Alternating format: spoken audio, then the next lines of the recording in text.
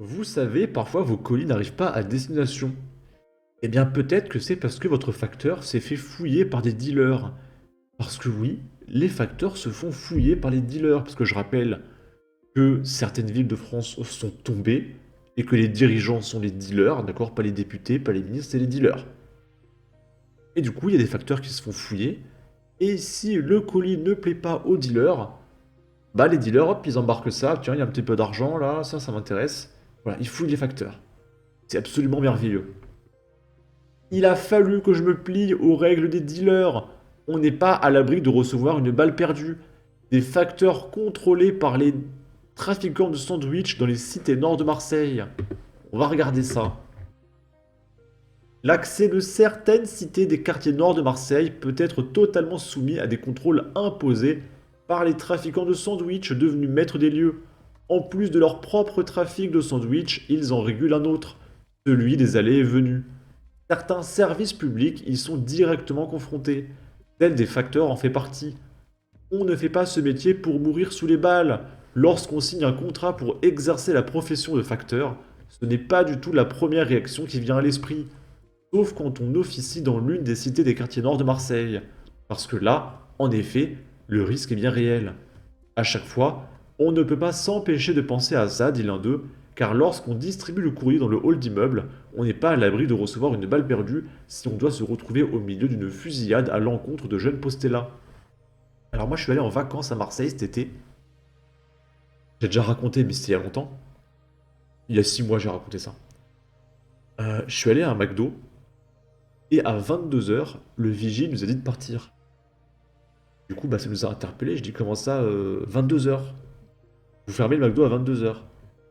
Et le vigile nous explique, en fait, passé 22 h, c'est trop dangereux pour les clients de se balader dans la rue à Marseille. Et du coup, pour pas que le McDo soit responsable d'une agression d'un client ou que le McDo se fasse attaquer, il préfère fermer à 22 h parce que c'est trop dangereux passer 22 h de travailler, que les clients viennent et tout comme ça au McDo. J'ai trouvé ça complètement fou. Mais pour le vigile, c'était son quotidien, quoi. Voilà, il ferme à 22 h, trop dangereux. C'est fou. Du coup, bah, le McDo perd du chiffre d'affaires, inéluctablement. Et on va pas appeler la police, faut pas déconner. Être facteur dans l'une de ces cités, c'est ça. C'est faire sa tournée et assurer un vrai service à la personne avec une certaine appréhension. À un horaire précis aussi. Car il n'est pas rare d'y respecter le timing dicté par les dealers. C'est comme ça, relaye-t-on. Il faut avoir quitté les lieux avant le début de la matinée. Le temps et l'espace doivent ensuite appartenir à nouveau à une toute autre activité. À partir d'une telle heure, les points de deal se remettent en place. Les guetteurs de même. Il ne faut surtout pas gêner le commerce. Et encore, faire son job de facteur équivaut pratiquement à un privilège que les trafiquants de sandwich vous octroient. Comme si entrer ou non dans tel ou tel quartier s'apparentait à franchir une frontière dans le respect d'une loi locale. Sous contrôle. Ne pénètre pas ici qui veut. Pour être accepté, il faut montrer patte blanche, comme on dit communément. En l'occurrence, on est au-delà d'une simple expression formulée à la manière d'un bon mot. Au fil du temps, une fois repéré et identifié, on nous reconnaît et on peut travailler sans problème. Parvient à nuancer le facteur. On nous laisse tranquille sous haute surveillance. C'est moi ce que je trouve complètement dingue.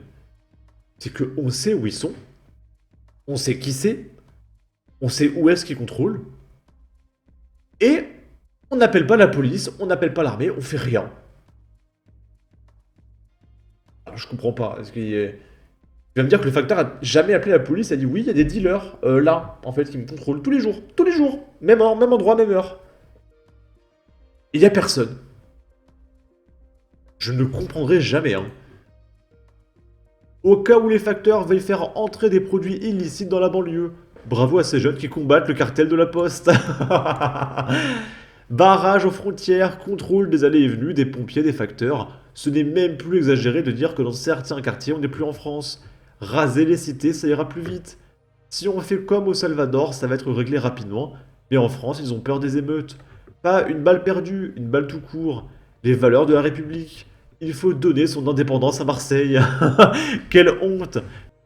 Ensuite, ici, on est à Chelles. Encore une fusillade. On est le pays des fusillades, c'est merveilleux. Il y a un père et son fils qui se sont pris un coup de 12. Ils sont morts. Fusillade. Tous deux ont des antécédents judiciaires non significatifs. On va regarder ça. C'est une famille qui est frappée par le deuil. Hier, mercredi 20 mars 2024, au moment où je tournais ça, on est vendredi, aux alentours de 21 h, la police est alertée par des riverains que des coups de feu ont été tirés avenue des Îles, à Chelles, Seine-et-Marne, tout près de la base nautique de Vers-sur-Marne. Un homme âgé d'une soixantaine d'années a été la cible de coups de feu avec son fils trentenaire devant le domicile familial. Je suppose que c'est un grand-père et un papa. Peut-être qu'il y a un petit-fils qui a perdu son père et son grand-père. Plusieurs coups de feu. Au total, ce sont pas moins de 10 coups de feu qui ont été tirés par le ou les tireurs qui ont visé les deux hommes d'après les informations qu'a pu voir le Marne. Ceux-ci ne sont pas décédés sur le coup, mais plus tard, dans la soirée, après que les secours et la police municipale et nationale soient arrivés sur place. Tous deux ont des antécédents judiciaires non significatifs, précise Jean-Baptiste Bladier, procureur de la République de Meaux.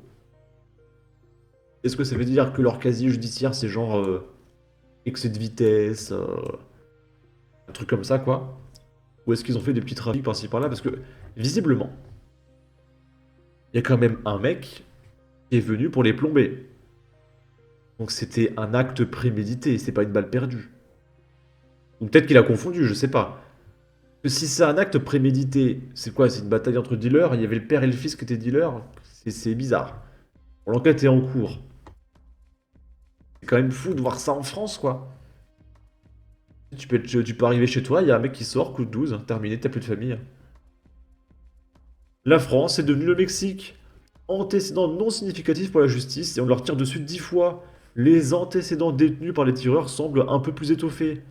Tous les jours, c'est scandaleux, la France est devenue Chicago. Antécédents judiciaires non significatifs, ça c'était le point de vue de la justice.